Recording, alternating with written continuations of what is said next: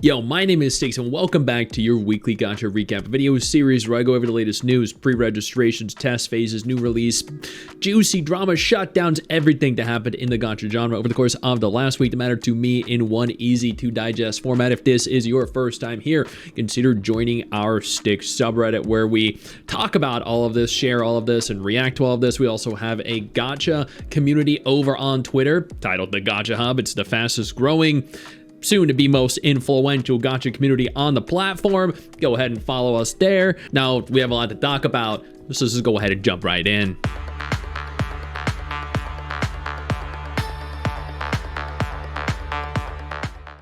Let's go ahead here and start with Stella Sora.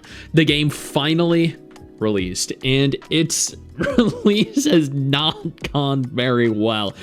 It was sitting at 1.8 stars out of 5 at the time of recording, and that's due to a number of different reasons.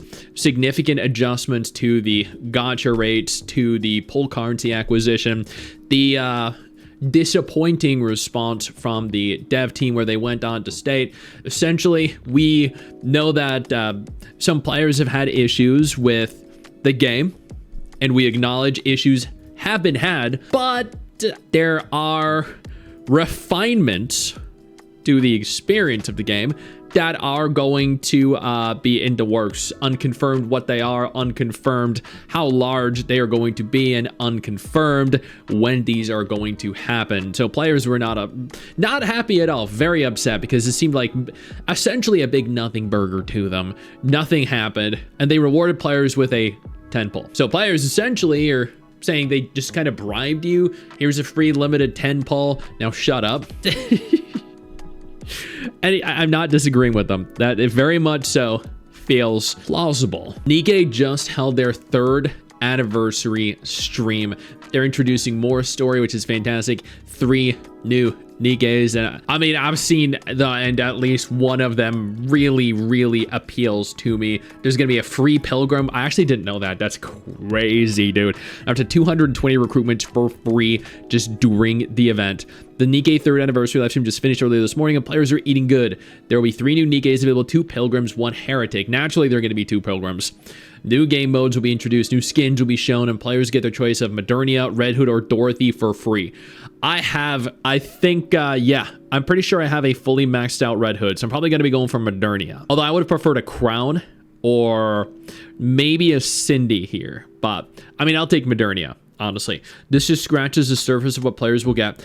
I guess, you know what, I'm going to do a dedicated video on this, so be on the lookout for it, because, you know, Papa Stix is a huge Nikke fan and player. Talking about Nikke, let's go ahead here and discuss its slightly more special cousin, Nikki, Infinity Nikki, specifically. A trailer was released for patch 1.11. Is that 11? Are they already at patch 11 after all I feel like that's more than WoA has released at this rate. They are pushing updates out very rapidly, and apparently some people, the remainder of the people, there's been a steep decline in terms of revenue over the last few months, but looks like some people are happy, and that's good to see, because they need to keep their remainder the remainder of their players happy, because I mean, they're again in a very noticeable decline, and that's deserved. Musume, for its half-year anniversary, seems to be giving out 10 free pulls each day on the support card scout. That's actually very cool. I don't play Musume. I played it a little bit at launch, but it just required a lot of time investment for me, and I just didn't have it. I could not bring myself to dedicate the amount of time necessary to really play through that game. Morimens is damn, dude, they are killing it. Here we got, as part of their community event rewards, part 1, 20 free pulls, part 2, 30 free pulls, part 3, 50 free pulls, totaling 100 pulls in 3 days. Now is the perfect time, evidently, to start the game if you have not already. Now, with regards to Stella Sora, because we did touch on that at the beginning of this, I've seen quite a few misconceptions. We'll go with that. People misconstruing what is going on. And I made a tweet about this. I made a video on this because I think it's pretty significant, honestly. Players think that the Stella Sora developers, Yostar, are the same developers of Azur Lane and also Arknights. And that's just not true. They publish the games in, you know, numerous different countries around the world, including global, but they don't directly develop the games. But because some people think they do, and that's totally fine. I understand, you know, not having a perfect understanding of the difference between a developer and a publisher, but they believe that Arknights Endfield and Azur Promilia are going to be developed by the same studio, and that the studio is going to ruin the games. And I don't, that is not the case. I made this abundantly clear in my video. I'm going to make it abundantly clear here. There is absolutely no chance Yoastar directly affects anything pertaining to either of these games.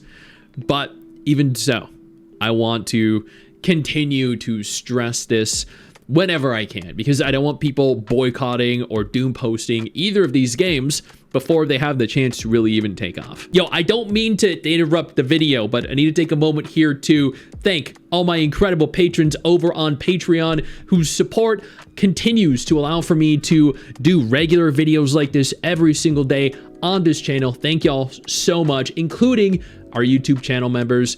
You guys mean the world to me. So do you guys as viewers as well. Now, without further ado, let's continue. Petit Planet, which is Hoyo's new game, the Animal Crossing game that's probably gonna have gacha that costs like 200 bucks for a chair, is holding their coziness test beginning on November 7th. I'm probably not gonna get invited to this because I feel like I never win beta tests.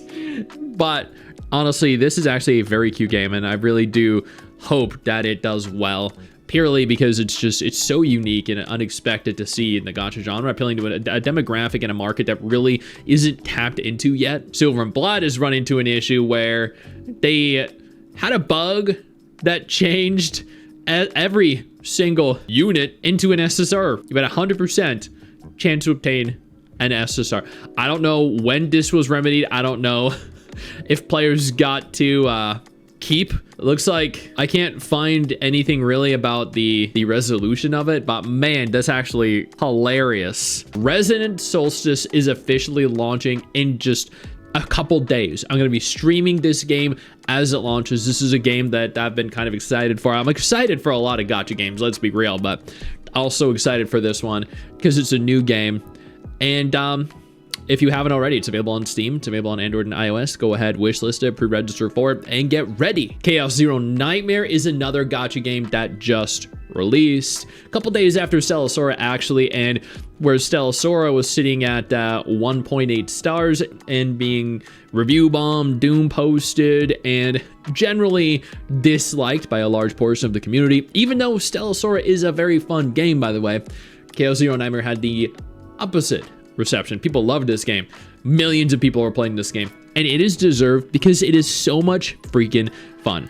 They hit 2 million global downloads and gave away 1,000 premium currency and a ton of materials as well. As I noted here, I'm glad Chaos Zero Nightmare is doing as well as it is, and they're continuing to show support to their players in the form of free polls, free premium currency, and free materials to help progressing through the game. Duet Night Abyss is prepping to launch a couple days from today.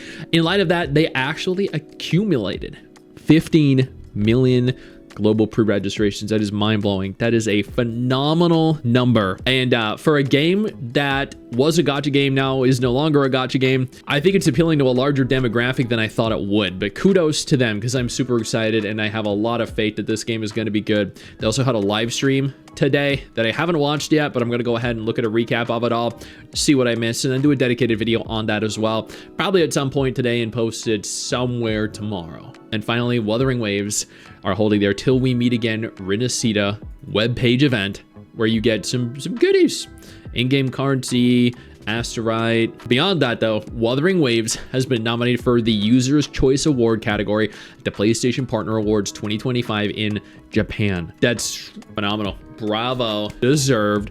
The best gacha game on PlayStation right here. One of the best gacha games on PC and mobile as well. And now y'all are up to date with everything that went on and happened in the gacha genre over the course of the last week. You are welcome. I know you think that you just hit the end of the video, and technically, yeah, you have. And I know your first reaction is to close out of it at this juncture, but don't. No, instead, I urge you to take a moment here and click one of the videos on screen that are coming up in just a moment, so you remain up to date with everything going on in the gacha genre. Trust me, you're not going to regret doing so. Stay flaccid.